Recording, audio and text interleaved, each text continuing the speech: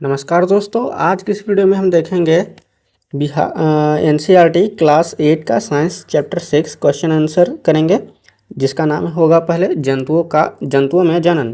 तो यहाँ पर देखेंगे प्रश्न संख्या 1 क्या कह रहा है हमारा, जीवों के लिए जनन क्यों महत्वपूर्ण है, समझाइए।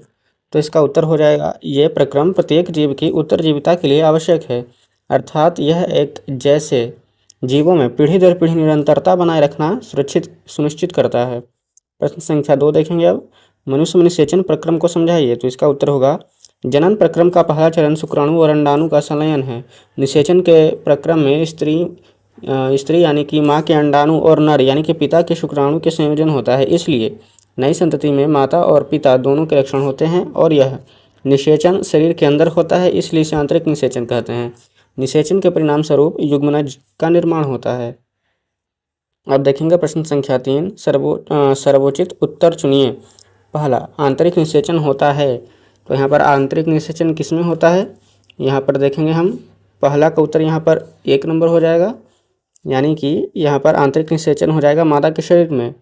चलिए अब आगे बढ़ते हैं। यहाँ पर एक टैडपोल जिस प्रक्रम द्वारा वयस्क में विकसित होता है वह है, यहाँ पर देखेंगे माफ़ करिएगा, यहाँ पर थोड़ा सा, पहला यहाँ पर हो जाएगा निषेचन या फिर कायांतरण या फिर रोपण या फिर मुकुलन। तो इसका सही उत्तर हो जाएगा हमारा दूसरे का 2 नंबर, यानी कि कायांतरण। चलिए अब आगे बढ़ते हैं। यहाँ पर देखेंगे एक युग्मनज में पाए जाने वाले केंद्रकों की संख्या होती है, एक कोई नहीं, दूसरा 1, तीसरा या फिर 2 और चौथा 4। तो यहाँ पर इसका सही उत्तर हो जाएगा हमारा तीसरा 2। चलिए आगे बढ़ते हैं। प्रश्न संख्या 4, निम्न कथन सत्य हैं अथवा असत्य संकेतिक कीजिए।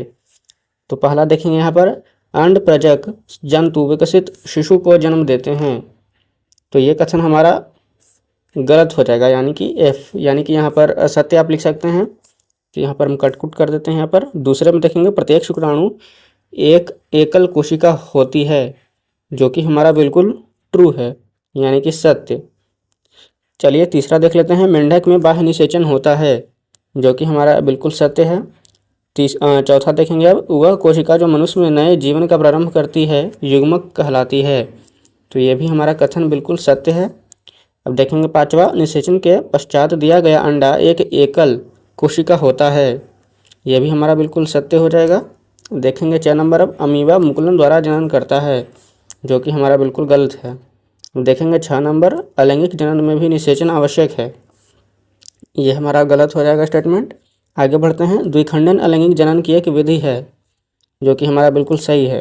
अब देखेंगे 6 नंबर, निषेचन के परिणाम स्वरूप युग्मनज बनता है, जो कि बिल्कुल सही कथन है।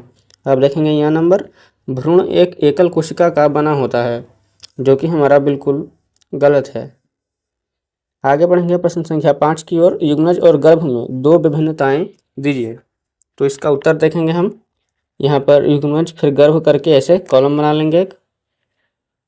चलिए यहाँ पर देखेंगे, पहला, निषेचन के समय शुक्राणु और अंडाणु संलयित होकर के एक हो जाते हैं, परिणाम स्वरूप युग्मनज का निर्माण होता है। जबकि इसमें गर्भ में युग्मनज विकसित होकर भ्रूण बनता है और भ्रूण की वह अवस्था जिसमें सभी शारीरिक अंगों की पहचान हो सके गर्भ कहलाता है। दूसरा में लिखेंगे, यह जन्म प्रक्रम के प्रथम चरण के परिणाम स्वरूप बनता है, जबकि जब गर्भ का विकास पूरा हो जाए तो माँ नवजात शिशु को जन्म देती है। आगे पढ़ेंगे प्रश्न संख्या 6, अलैंगिक जनन की परिभाषा लिखिए। जंतुओं में अलैंगिक जनन की 2 विधियों का वर्णन कीजिए। तो इसका उत्तर हो जाएगा हमारा, जनन जिसमें केवल एक ही जनक एक नए जीव को जन्म देता है अलैंगिक जनन कहलाता है। अलैंगिक जनन की 2 विधियां निम्नलिखित हैं। पहला मुकुलन, दूसरा द्विखंडन। मुकुलन के बारे में थोड़ा सा जानेंगे हम। ऐसा जनन जिनमें जनक में एक या अधिक उभार विकसित होकर के नए जीव को जन्म देते हैं मुकुलन कहलाता है। उदाहरण के तौर पर हम लिखेंगे हाइड्रा। द्विखंडन, ऐसा जनन जिसमें जीव विभाजित होकर के 2 संतति उत्पन्न करता है द्विखंडन कहलाता है। उदाहरण में हम लिखेंगे अमीबा। आगे बढ़ते हैं प्रश्न संख्या 7, मादा के किस जनन अंग में भ्रूण का रोपण होता है। तो इसका उत्तर हो जाएगा गर्भाशय।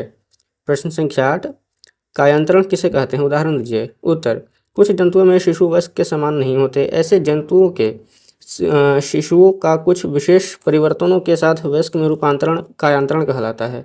उदाहरण के लिए हो जाएगा हमारा मेंढक। टेडपोल रूपांतरित होकर के वयस्क में बदल जाता है जो छलांग लगा सकता है और तैर सकता है। आगे देखेंगे प्रश्न संख्या 9, आंतरिक निषेचन और बाह्य निषेचन में भेद कीजिए। तो उत्तर लिखेंगे आंतरिक निषेचन यह शरीर के अंदर होता है, यह मानव, मुर्गी आदि में होता है, जबकि बाह्य निषेचन शरीर के बाहर होता है तथा यहाँ पर लिखेंगे यह मछली, स्टारफिश, जलीय प्राणियों में होता है। अब देखेंगे प्रश्न संख्या 10, नीचे दिए गए संकेतों की सहायता से क्रॉस शब्द पहेली को पूरा कीजिए।